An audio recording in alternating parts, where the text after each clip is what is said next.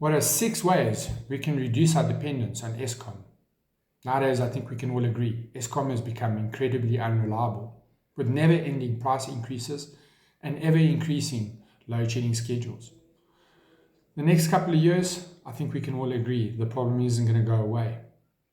So for the next 5 minutes, I'm going to share with you some basic tips that you can reduce your dependence on Eskom and keep the lights on either at home or at business.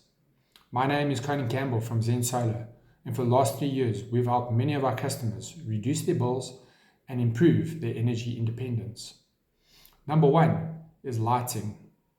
So LED lighting has come a long way from 5-10 years ago. You basically have a fitting for every type of light configuration you can think of.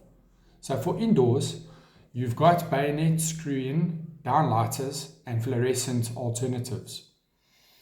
Generally, what I would do is I will use type 1 and type 2. Type 2 being LED with a battery backup in key areas of the home. So I would normally use LED with battery backup as a single unit mixed with the rest of the standard LED lights in a room. This will generally give you 4 to 6 hours of battery backup. Number 3 is outdoor solar lighting. This will be a light with a little portable solar panel that is connected to it. And only thing to remember is that you want to keep the panel north facing for us here in the southern hemisphere. These are generally cost effective and easy to install, and they don't take from the grid. Number 2 is your geysers. There's 3 main types.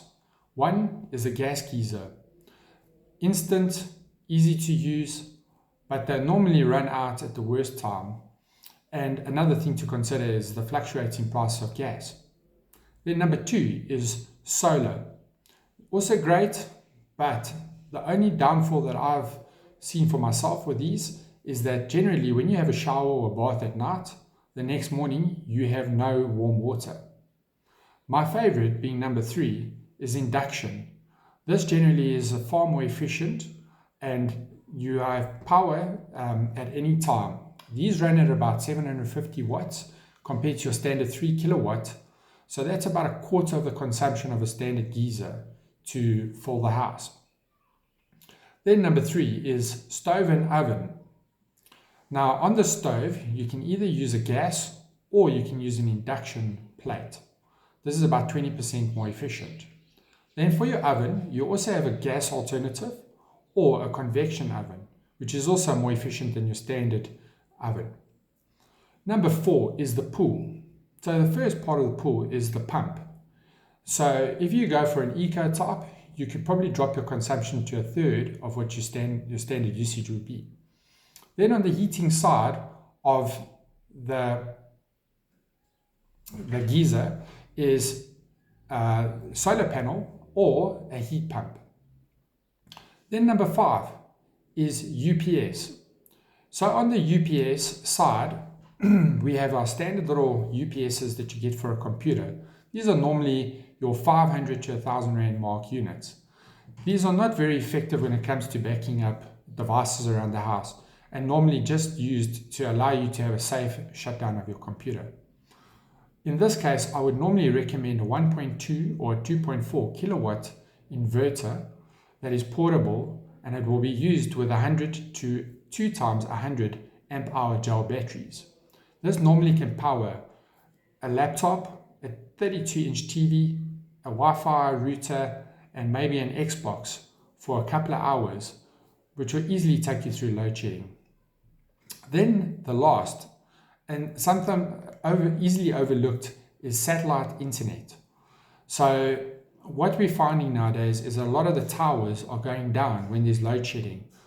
Obviously, this has got to do with battery theft, and the guys just don't find that it's worth replacing the batteries.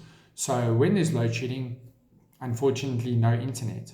However, satellite internet has come a long way and a little bit more expensive, but definitely 100% reliable when it comes to load shedding. You won't be affected. So if you're working from home or you just need to get your work done or any other activities at home, this is a good alternative. So I know this was a mouthful and I really just brushed on the highlights of what I was talking about. So if you want to know more, I have my pros and cons list and I have a calculator. Just drop me a yes in Messenger and I'll get this to you.